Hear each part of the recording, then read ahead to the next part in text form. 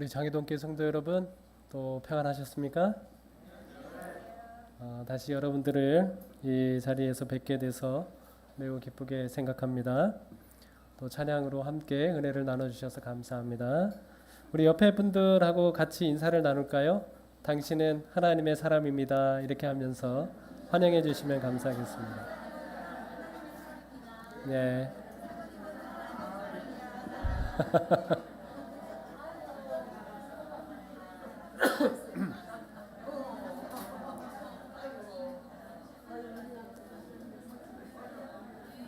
아유, 너무 보기 좋네요. 네. 어제까지는 하나님께서 안식일을 제정하신 두 가지 큰 기둥을 살펴봤습니다. 하나는 그분이 우리를 창조하신, 지으신 아버지라고 하는 사실을 기억하도록 하기 위함이고, 또 다른 하나는 십자가에서 죽으심으로 우리를 죄에서 구원하신 구세주이심을 기억하기 위함이다라고 하는 것을 살펴봤습니다. 오늘은 안식일이 오늘을 살아가는 우리에게 얼마나 예언적 의미가 있는지 살펴보도록 하겠습니다. 이 안식일에 대한 첫 언급은 그날을 복되게 했다라고 말을 합니다. 여기 창세기 2장 3절에 하나님이 그 일곱째 날을 복되게 하사라고 기록을 하고 있는데, 여기는 안식일 자체가 복이 있다는 말이죠. 안식일 자체가 복이 있다는 말이에요. 그리고 이사야 56장 2절에 보면 안식일을 지켜 굳게 잡는 사람은 복이 있느니라 라고 말씀하고 있습니다. 안식일도 복이 있고 안식일을 지키는 사람도 복이 있다라고 말씀하셨어요. 근데 이제 재미있는 것은 뭐냐면 이 복이라고 하는 말이 좀 뜻이 좀 다릅니다. 일곱째 날을 복되게 하사라고 하는 이 복은 원래 의미는 그 날 자체가 우리말로 그냥 복될 뿐만 아니라 그것이 그 복이 되도록 하는 그런 유익한 능력을 부여하다라고 하는 의미가 담겨져 있습니다. 그러니까 예를 들어서 하나님께서 우리에게 복을 주셔서 부자가 되게 하셨다라고 하면 그 복이 부자가 되는 것뿐만 아니라 부자가 될 수 있는 뭣도 주시는 거예요? 능력도 부여하시는 거예요. 그러니까 안식일은 이제 그런 능력이 있는 그런 복을 가지고 있다라고 설명을 하고 있고요. 이사야 56장 2절에 나와 있는 이 복이라고 하는 말은 더 없는, 더 이상 더 행복할 수 없는 그런 행복을 의미하고 있습니다. 예수님께서 이거 신약에서 이 단어를 사용하셔서 마카리오스라고 하는 단어로 이것은 신들이 누리는 행복을 의미하는 말로 좀 설명을 하고 있습니다. 그러니까 안식일의 복은 우리가 어떤 복을 누리는 거예요? 하나님이 누리는 복을 우리에게 누릴 수 있도록 한다라고 말씀을 하고 있습니다. 여기 이 할머니는요 1997년에 돌아가신 분이신데 기네스북에 등재되어 있는 분입니다. 122세 164일을 사신 잔느 루이지 깔망이라고 하는 할머니이신데, 이 할머니에게 참 흥미로운 그 사연이 있습니다. 이 할머니에게 변호사가 찾아왔어요. 앙드레라고 하는 변호사가 찾아와서 할머니가 살던 아파트를 사기로 계약을 했습니다. 그 매매 조건이 이제 특별했는데, 할머니가 살아 계시는 동안 매달 우리 돈으로 한 50만 원 정도를 지급을 하는 겁니다. 그리고 할머니가 사망을 하면 그것을 소유권을 넘겨받기로 한 것이죠. 이 두 변호사님 앙드레나 이 할머니가 다 만족하는 계약 조건이었습니다. 소득이 없었던 이 90세 된 이 할머니는 자신이 살고 있는 집에 살면서 죽는 날까지 용돈을 받다가 죽으면 집이 필요 없잖아요. 그러니까 이제 넘겨줄 수 있으니까 만족을 했고, 그 다음에 이 변호사는 지금 할머니가 몇 세니까 90세니까 얼마 안 지나서 집주인이 될 수 있잖아요. 당시 변호사 나이가 몇 살이었는가 하면 47세였습니다. 그러니까 기대하기로는 한 3, 4년 정도 50만 원 매달 지불하면 이 집이 누구 거가 될 거다? 자기 거가 될 거다. 이렇게 생각을 했습니다. 근데 보시는 것처럼 이 변호사의 예측이 보기 좋게 빗나가고 말았죠. 10년, 20년, 30년이 지나서 1995년 이 변호사가 77세에 사망하게 됐는데 그 상황에서도 이 할머니는 여전히 살아 계셨던 것이죠. 30년 동안 매달 이 약속한 금액을 이제 꼬박꼬박 지급을 했습니다. 결국 이 계약은 이제 변호사가 죽은 다음에 가족들이 승계받았는데 그때까지 낸 돈이 집값의 2배가 넘었습니다. 변호사가 죽은 다음에 이 할머니 2년을 더 사셨으니까요. 제가 이 기사를 보면서 무슨 생각이 들었는가 하면 우리의 신앙에 있어서도 영적인 소유권이 확실히 넘어가지 못하는 상황이 있겠다라고 하는 생각을 하게 됐습니다. 우리를 하나님과의 축복된 관계로 만드는 그런 확실한 그 소유권이 하나님에게 넘어가야 되는데 하나님에게 넘어가지 못하고 어정쩡하게 있다가 지금 앙드레 변호사처럼 죽을 때까지 하나님께 소유가 넘어가지 못하는 그런 어처구니 없는 일이 있지 않는가라고 하는 생각을 하게 됐습니다. 자, 그래서 오늘 이 안식일이 특별히 이 오늘을 살아가고 있는 마지막 시대를 살아가고 있는 우리에게 우리로 하여금 하나님께로 소유권을 넘어가게 하는 얼마나 귀중한 역할을 하는지 살펴보도록 하겠습니다. 여러분 요한계시록 후반부를 이해하시려면 이렇게 좀 그림을 그리면 좋을 것 같습니다. 12장부터 마지막 사건에 대한 예언이 집중돼서 나타나고 있는데요. 이 12장 후반부에 보면 용과 남은 자손이 마지막 대전쟁을 치르는 예언이 나와 있습니다.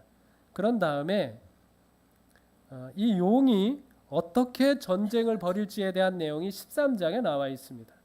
그래서 바다에서 짐승이 하나 올라오고 그 다음에 땅에서도 올라와서 모든 사람을 향하여 이 두 짐승이 연합해서 공격하는 이야기가 등장을 하고요. 그 다음에 이 남은 자손은 14장에 어떻게 전쟁을 치르는지에 관한 이야기가 나옵니다. 남은 자손에 대한 묘사가 나오고 그 다음에 모든 사람을 향하여 이 남은 자손이 전하는 기별, 세 천사의 기별이 등장을 하는 것이죠.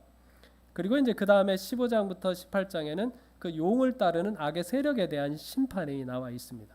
그리고 19장부터 22장까지는 어린 양을 따르는 이 성도들의 상급에 대한 이야기가 나오는데요.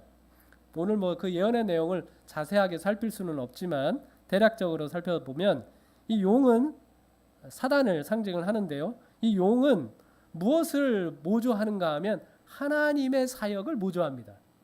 용에 대한 묘사를 보면 계시록 12장에 걸쳐서 나와 있는 용의 묘사는 꼭 하나님의 모습을 그대로 모방을 했습니다. 뭐처럼 되고 싶은 거예요? 자기가 하나님처럼 되고 싶은 거예요. 그 다음에 이제 바다에서 올라온 짐승은 누구를 모조하는가 하면 그리스도의 사역을 모조합니다. 어저께 말씀드렸던 것처럼 하나님께서 때를 따라 이 모든 사건을 주관해 나가시는데 예언적으로 이 바다 짐승은 얼마 동안 활동했다고 하고 있는가 하면 42달, 3년 반입니다. 예수님께서 공생애 하신 시간과 일치되고 있어요. 그렇죠? 그리고 이제 그가 죽게 되었던 상처가 나은 것이나 이 모든 것들은 그리스도의 사역을 그대로 모조하고 있습니다. 그 다음에 이제 땅에서 올라온 짐승은 성령의 사역을 모조합니다. 성령의 사역, 다시 말하면 이제 선지자의 모습을 하고서 등장하는 모습을 볼 수 있습니다.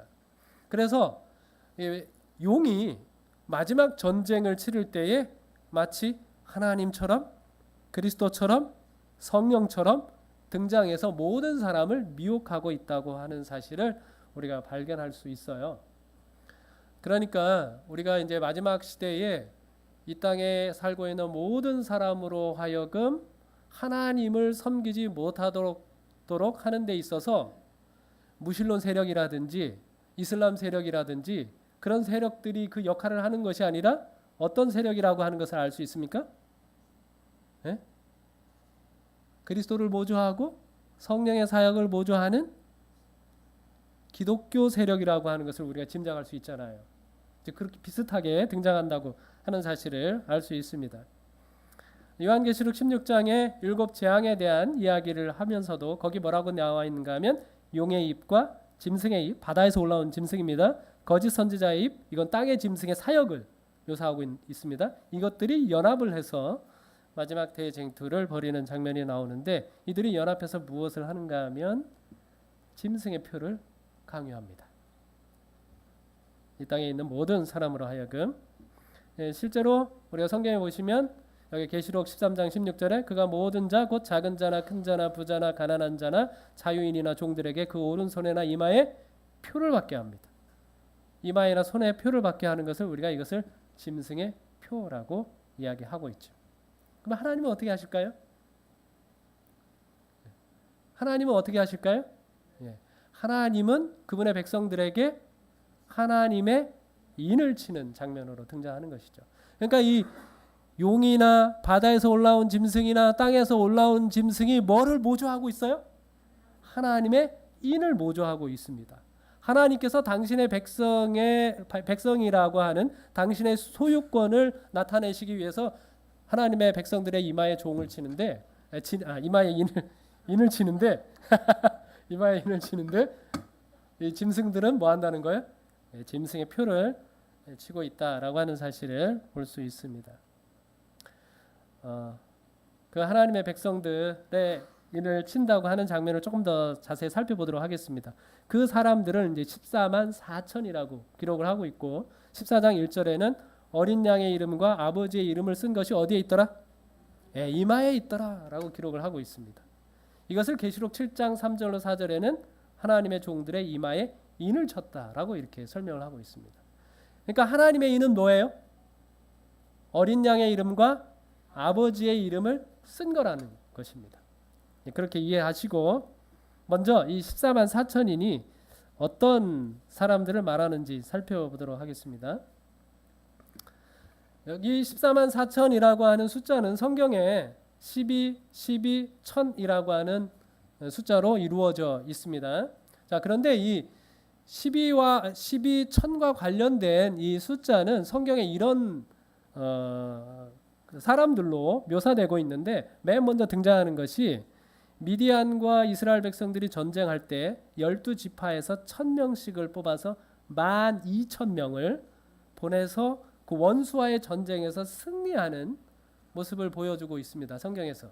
그러니까 이 사람들은 어떤 사람들인가 하면 14만 4천이라고 하는 숫자는 무엇과 관련이 있어요? 영적인 하나님의 전쟁을 수행하는 사람들이라고 하는 그런 생각을 갖게 하고요. 그 전쟁에서 어떻게 한다? 이들은 완전한 승리를 거둔다라고 하는 것입니다. 그러니까 용과의 전쟁에서 이 사람들은 어떻게 할까요? 14만 4천은 반드시 승리할 겁니다. 승리하는 백성들이에요. 그 다음에 12지파와 12제자로 구약과 신약의 하나님의 나라와 하나님의 교회를 구성을 하고 있습니다. 그다음에 제사장들도 몇 반열요? 24 반열로 이루어져 있습니다. 12달 12 반열씩 이렇게 참여하는 것을 볼 수 있습니다. 24,000명씩, 제사장은 24반열, 찬송하는 자는 12명씩, 24그룹 288명. 이렇게 이 숫자가 반복되어 있어요. 그래서 14만 4천이라고 하는 숫자는 어떤 것과 관련이 있는가 하면 제사장들의 사역과 관련이 있습니다. 그 다음에 다윗이 이제 나라를 정비할 때 그들의 관원들도 어떻게 했어요?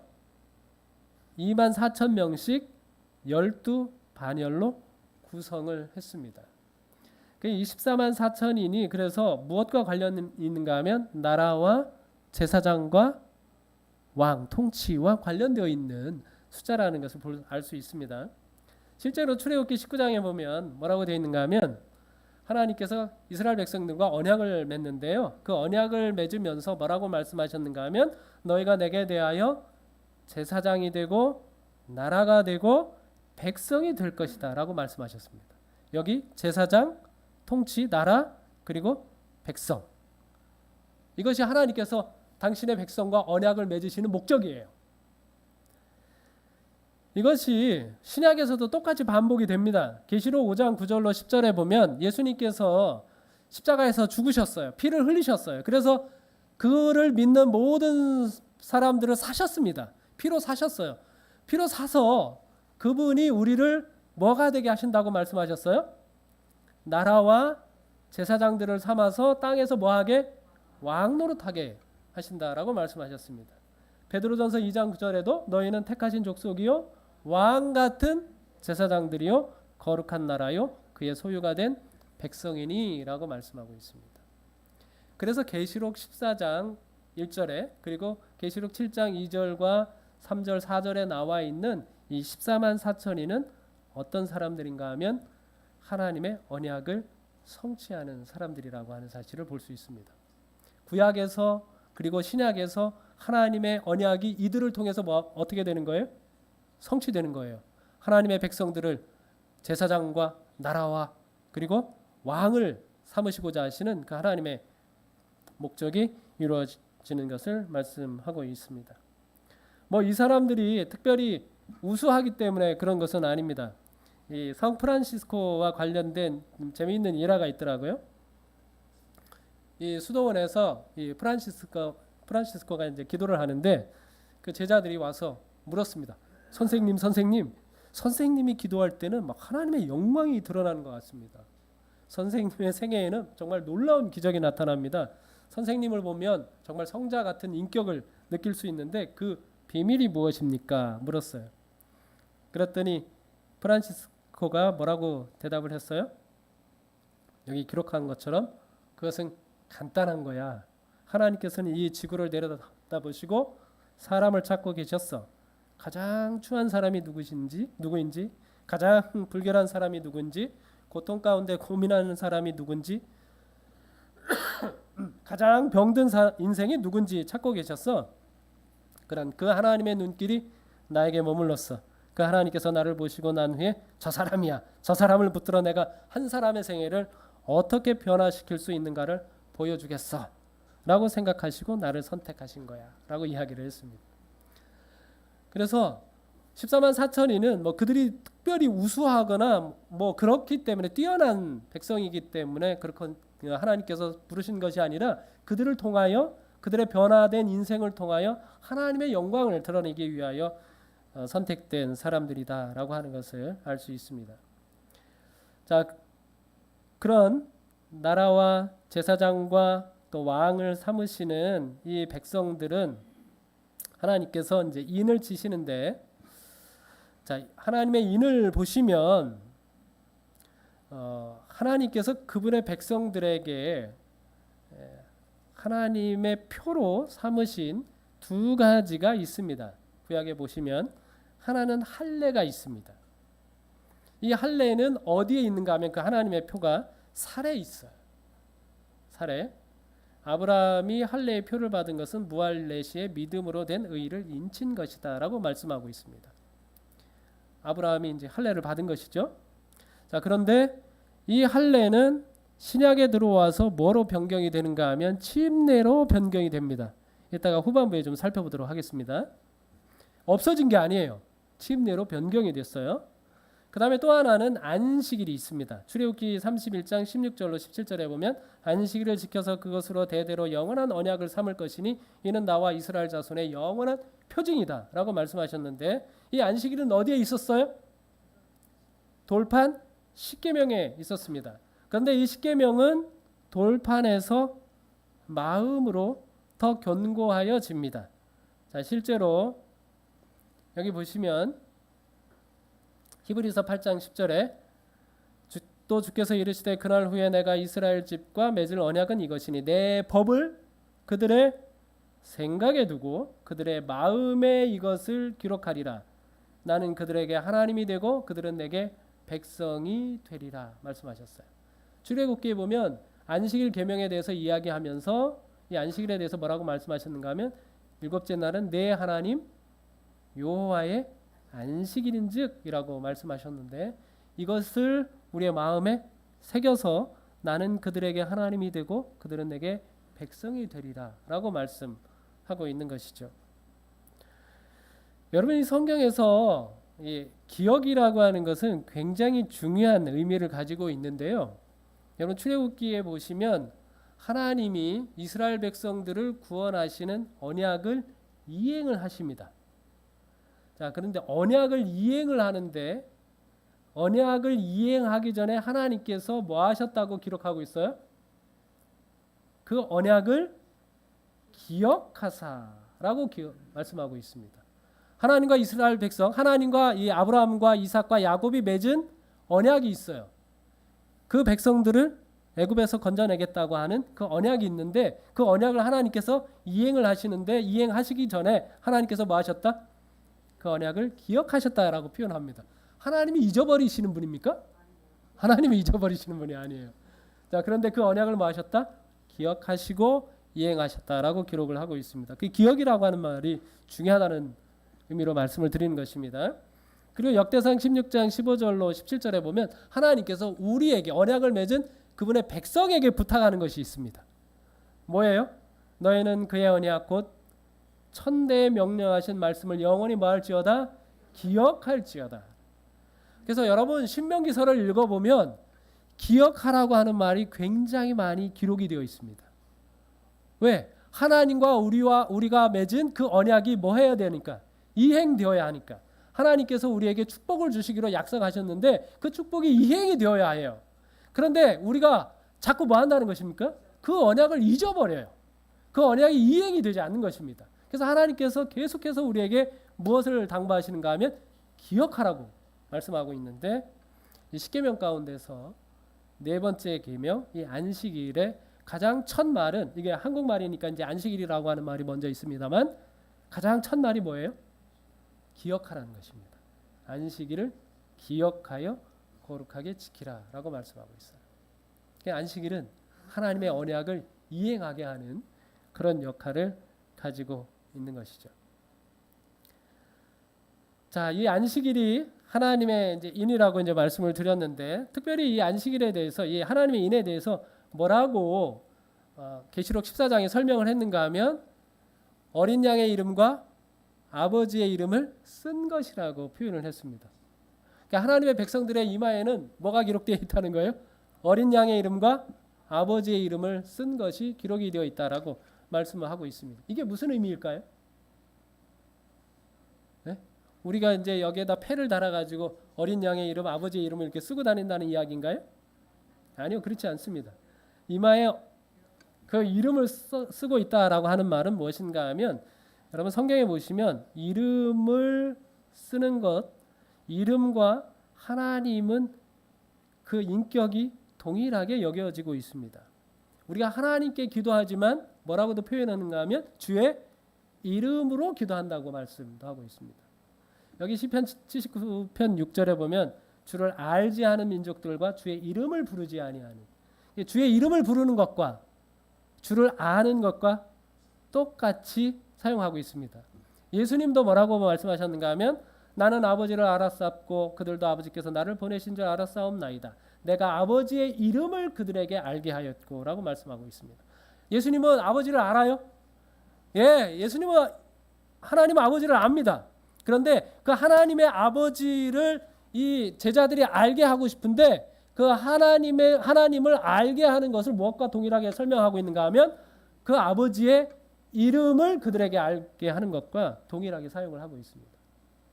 그러니까 그의 이마에 어린 양의 이름과 아버지의 이름이 쓰여 있다라고 하는 것은 아버지를, 어린 양을 너무나 잘 알고 있는 사람들이다라고 하는 것입니다. 그러면 여러분 안식일이 하나님과 그 어린 양 되신 예수 그리스도를 잘 알게 하는 역할을 할까요? 한번 찾아보도록 하겠습니다. 제가 그래서 성경에 이름이 나오는 성경절들을 한번 쭉 뽑아봤습니다. 이름이라고 하는 말이 약 950여 절이 나옵니다. 이것을 나름대로 분류를 해봤습니다. 자, 이 표는 성경에 나오는 이름에 관한 거의 모든 성경절들을 찾아보고 분류한 것이고 그 가운데 대표적인 성경절들을 기록한 것인데요. 그 이름이 나와 있는 그 성경절들을 쭉 분류하면 대략 8가지로 분류를 할 수 있습니다. 여기 보면 창조주이시고 구원과 용서를 베풀어 주시고 언약을 맺으시는 거룩하신 분이고 쉼과 치유를 주시고 믿음과 신뢰, 소망, 사랑, 예배. 이 8가지 주제로 이제 분류할 수 있는데 이름과 관련돼서 그런데 이 주제는 정확히 무엇과 일치합니까? 안식일의 의미와 일치합니다. 한번 실제로 볼게요. 하나님이 창조주라고 하는 사실을 우리가 믿는다라고 하는 것이 하나님의 이름을 안다는 것과 마찬가지입니다. 여기 창조하신 분이 우리에게 뭘 주셔요? 이름을 주십니다. 안식일의 의미가 뭐예요? 하나님이 우리에게 우리의 창조주라고 하는 사실을 알려줍니다. 우리가 그분의 이름을 부른다라고 하는 것은 무엇인가 하면 그분이 우리를 구원하시고 그분께서 우리를 용서하신다라고 하는 것을 믿는 것을 말하는 것인데, 안식일은 우리에게 어떤 역할을 하는가 하면 하나님께서 우리를 구원하시고 용서하신다는 사실을 기억하게 하는 역할을 합니다. 안식일은 우리가 하나님과 언약을 맺은 거룩한 백성이라고 하는 사실을 믿게 하는데, 이름도 여호와의 이름은 무엇인가 하면 그의 언약을 세우시고 그의 이름이 거룩하고 지존하시도다라고 말씀하고 있습니다. 우리가 하나님을 우리와 언약을 맺은 거룩한 분이라고 하는 사실을 믿는다는 것이, 다시 말하면 안식일을 통하여 하나님과 우리와 맺은 언약을 기억하는 것으로 우리가 기념할 수 있다라고 하는 것입니다. 또 그분의 이름을 부른다라고 하는 것은 이 사람을 성하게 한 것이 무엇이에요? 예수 그리스도의 이름이에요. 예수 그리스도의 이름이 그를 완전히 낫게 합니다. 마찬가지로 안식일은 하나님께서 우리에게 쉼과 치유를 주신다고 하는 사실을 기억하도록 하는 역할을 하고 있습니다.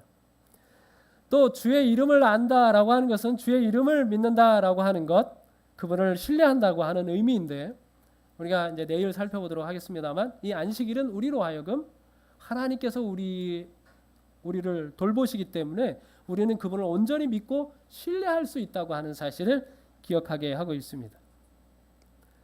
또 주의 이름을 부른다라고 하는 것은 그분을 희망하고 소망한다고 하는 의미예요. 그런데 안식일의 역할이 뭐예요?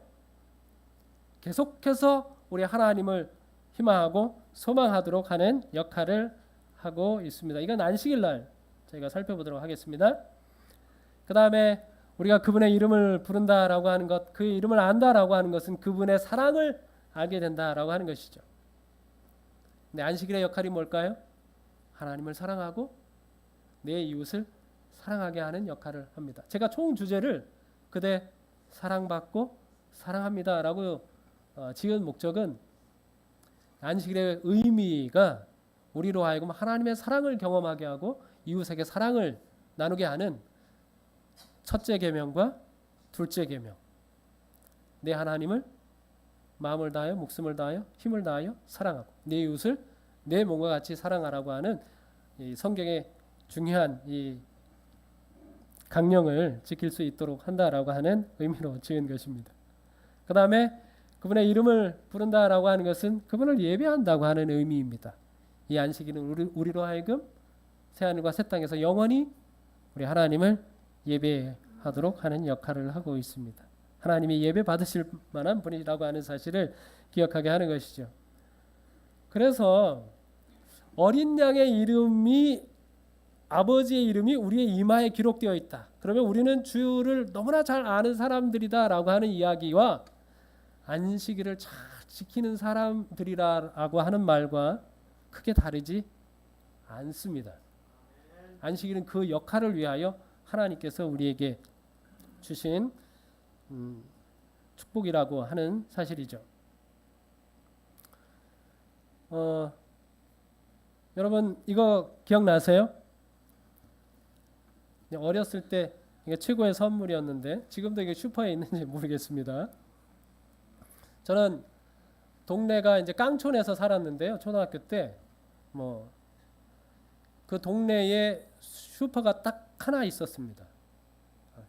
그것도 그 슈퍼까지 가려면 한 30분 이상 걸어가야만 갈 수 있는 데인데 돈도 없으니까 그 사봐야 그 요즘 그 나무 젓가락에 이렇게 엿 이렇게 붙여놓은 거 여러분 기억나십니까? 이렇게 빠르면 5원짜리인가? 그 정도 빨아먹는 그 정도 이제 사 먹을 수밖에 없는 그런 형편에 살았는데 그래서 그 슈퍼에 가면 야 거기에 있는 과자들을 얼마나 먹고 싶습니까? 네. 근데 이제 다 사 먹을 수는 없어요. 그런데 이제 명절이 되면 서울에 계신 친척분들이 오십니다. 그러면 친척들을 얼마나 기다렸는지 몰라요. 거기에 뭐가 담겨져 있으니까 먹고 싶었던 각종 과자들이 저렇게 다 담겨져 있으니까 얼마나 아껴 먹고 아껴 먹었는지 모릅니다. 그 중에 요거 요물이 있습니다. 요거 껌. 이 껌이 얼마나 이게 요물이에요. 이게 얼마나 귀한지. 그러니까 하루 종일 씹습니다. 잠들 때는 어떻게 해요? 벽지에다 이렇게 붙여놓습니다. 자, 이거 붙여놓으면 다음날 누구보다도 일찍 일어나야 합니다. 만약에 형이 일찍 일어났다가는 큰일 나요. 이 형이 뭐 하니까? 옛날에 뭐 더러운 게 어디 있습니까? 뭐 사탕 땅에 떨어져도 이제 입에 넣어서 한번 빨고서 태태 뱉으면 요거 깨끗해지잖아요. 하루 종일 씹었던 껌이면 어때요, 그렇죠? 다음날 남의 거라도 이제 입에 넣어서 이제 태태 뱉고 나면 이거 깨끗한 껌이 되거든요. 그래가지고 형이 먼저 일어나가지고 씹어버리면 얼마나 울고 했는지 모릅니다. 그렇게 이제 살았으니까 어렸을 때 그래서 우리 아이들 이제 꿈을 물어보면 뭐 보는 게 없으니까 꿈이 딱 세 가지입니다. 1순위 대통령이고요. 2순위가 선생님입니다. 3순위가 슈퍼 사장님입니다. 슈퍼 사장님이 되면 다 뭐 할 수 있으니까 그 모든 것을 다 먹을 수 있으니까 그렇게 생각을 하는 것이죠. 근데 그래서 이제 생각을 해보면 어렸을 때 이 과자 종합 선물 세트는 그냥 과자 선물 세트가 아니라 무슨 선물이에요? 세트예요? 행복 종합 선물 세트입니다. 그래서 이 행복 종합 선물 세트를 통해서 우리는 뭘 키우는가 하면 꿈을 키웁니다. 커서 뭐가 되리라? 슈퍼 사장님이 되리라 라고 하는 그런 꿈을 키우는 것이죠. 저는 안식일이 이러한 종합 선물 세트와 같다라고 하는 생각을 하게 됩니다. 이 안식일 속에 하나님께서 뭐 하셨어요? 우리가 알아야 할 하나님에 대한 거의 모든 것을 담아놓으셨어요. 하나님이 우리의 창조주라고 하는 사실을 이 안식일은 늘 기억하게 합니다. 하나님께서 우리의 구원자라고 하는 사실을 기억하게 해요. 하나님께서 우리와 언약을 맺으신 거룩한 분이라고 하는 것, 우리는 그분의 거룩한 백성이라고 하는 사실을 늘 기억하게 합니다. 하나님께서 믿을 만한 분이시고 하나님께서 우리를 돌보시기 때문에 그분을 언제나 신뢰할 수 있다고 하는 그 믿음을 강화시켜 줍니다. 또 하나님께서 우리의 온전한 소망이 되신다고 하는 사실을 이 안식일은 늘 기억하게 합니다. 그리고 하나님은 우리가 사랑할 만한 분이시고 그 하나님의 사랑을 통해서 우리의 이웃들도 사랑할 수 있다고 하는 그런 그리스도인 삶에 대해서 용기를 주는 것이 이 안식일의 역할입니다. 그리고 하나님은 우리의 예배를 받으실 만한 분이라고 하는 사실, 영원히 예배할 만한 분이라고 하는 사실을 이 안식일은 끊임없이 기억하게 해주고 있는 것입니다. 그래서 린 밥이라고 하는 사람이요, 안식일은 선물이다라고 하는 이 말을 이제 기록을 했습니다. 우리의 삶 가운데서 하나님의 발자국을, 일상의 모든 사건에서 하나님의 손자국을 발견한다면 우리 인생은 무한히 풍요로워질 것이다. 이 모든 것을 알아차리는 데는 시간이 필요하다. 하루 동안 온전히 멈출 수 있는 안식일은 하나님의 손길에 주목하도록 우리를 훈련시킨다. 우리는 삶이 우리에게서 비롯된 것이 아니며 모든 사랑이 선물로서 우리에게 주어졌고 하나님의 은혜가 우리를 감싸고 채운다는 사실 안에서 쉼을 누려야 한다. 하나님의 사랑과 은혜는 우리가 자격이 있어서가 아니라 그것이 곧 하나님의 성품이기 때문에 우리에게 주어진다. 안식일은 우리에게 하나님 안에서 쉼으로써 그 사랑과 은혜를 경험하라고 요구한다. 안식일은 삶을 파괴하는 이 세상의 요소들로부터 벗어나게 해준다. 안식일은 진정 우리 시대를 위한 선물이다. 하나님의 이러한 모든 성품을 알아차리는 데는 뭐가 필요하다? 시간이 필요하다. 그 시간이 뭐예요? 바로 안식일이라고 하는 것입니다. 그래서 부조와 선지자에 보면 이런 말씀이 있습니다. 안식일은 그분의 존재에 대한 계속적인 증거이며 그분의 위대하심과 그분의 지혜와 그분의 사랑을 상기시켜주는 방편이다. 안식일이 항상 신성하게 준수되어 왔었더라면 무신론자나 우상 숭배자가 결코 생겨날 수 없었을 것이다. 안식일이 우리로 하여금 하나님에 대해서 끊임없이 뭐하게 해준다는 거예요? 기억하게 해준다고 말씀하고 있습니다. 그래서 14만 4천인의 이마에 어린 양의 이름과 아버지의 이름을 쓴 것이 있다라고 하는 말은, 다시 말하면 그 사람들은 어떤 사람들이라는 말씀이에요? 안식일을 잘 지키는 사람들이다라고 하는 말과 다르지 않습니다. 안식일은 우리로 하여금 하나님의 성품을 끊임없이 기억하게 해주는 것이기 때문이죠. 또 다른 하나의 표를 좀 말씀을 드려보도록 하겠습니다. 이 할례라고 하는 표가 있습니다. 이건 하나님과 언약을 맺는 백성이 된다는 것이 무엇인지를 좀 가르쳐 주는데요. 이 할례는 언제 시작이 되는가 하면 아브라함이 99세 때에 할례가 시작이 됐습니다. 아브라함에게 나타나서 그에게 이르시되 나는 전능한 하나님이라 너는 내 앞에서 행하여 완전하라. 이제 후로는 내 이름을 아브라함이라 하지 아니하고 아브라함이라 하리니 너희 중에 남자는 다 할례를 받으라. 이것이 나와 너희와 너희 후손 사이에 지킬 내 언약이라. 아브라함이 몇 세에 부름을 받았습니까? 75세에 부름을 받았습니다. 그때 아이를 낳을 수 있었을까요? 낳을 수 있었던 것으로 보입니다. 그래서 하갈이라고 하는 여자를 얻어가지고 낳았잖아요. 네. 그때가 몇 살이에요? 86세 때 아브라함이 그렇게 아이를 낳았습니다.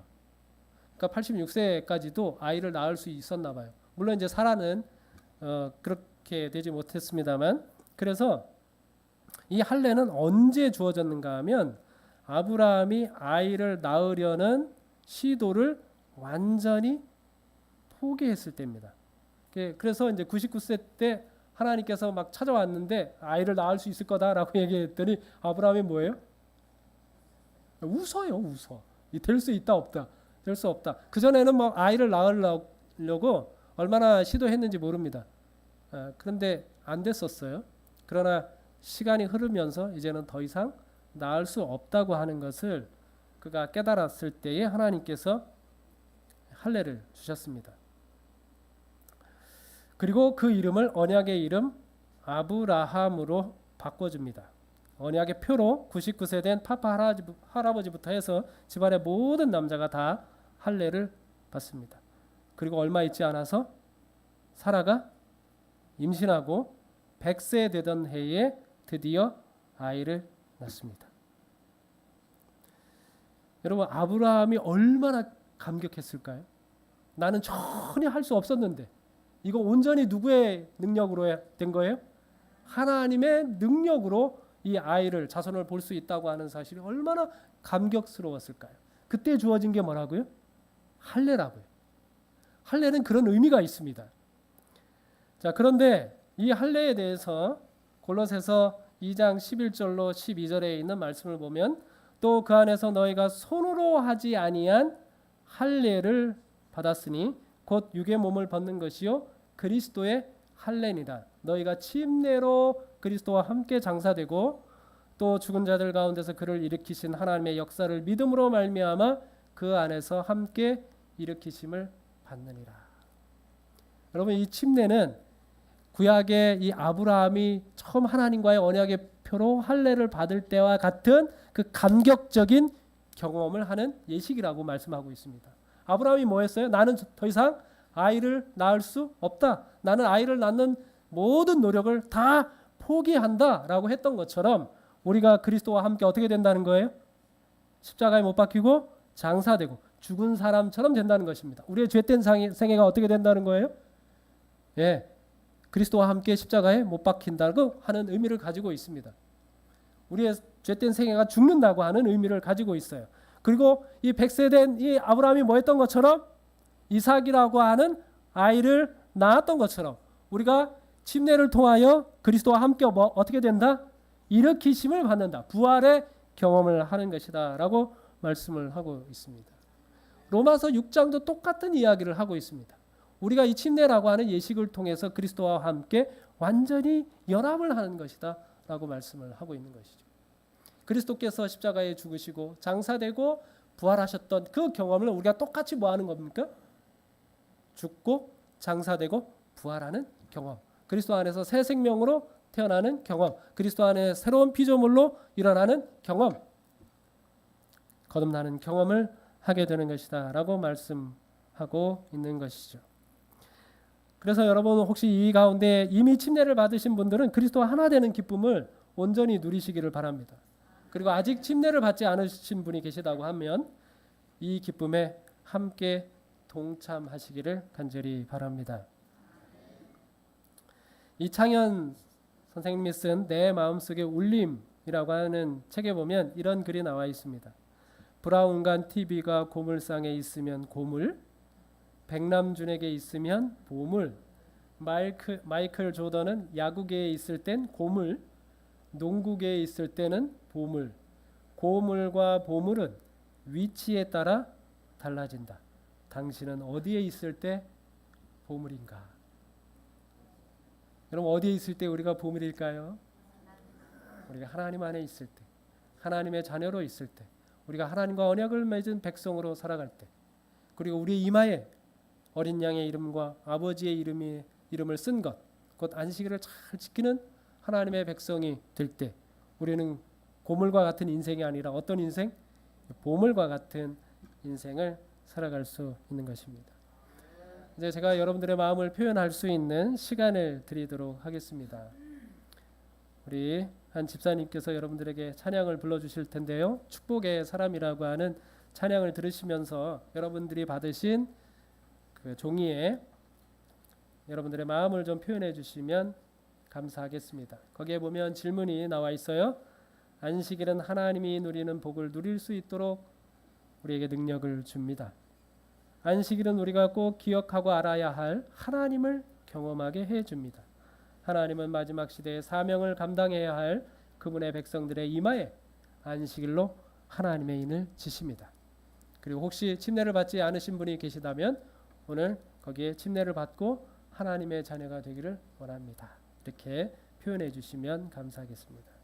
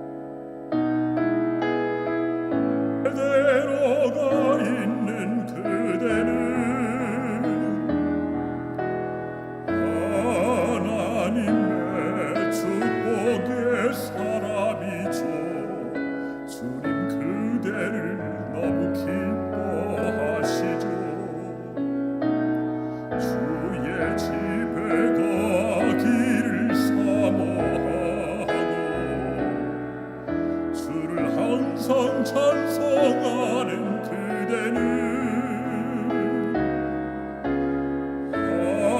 하나님의 축복의 사람이죠. 주님 그대를 너무 사랑하시죠. 그대 섬기는 아름다운 찬송, 그대 헌신은 향기로운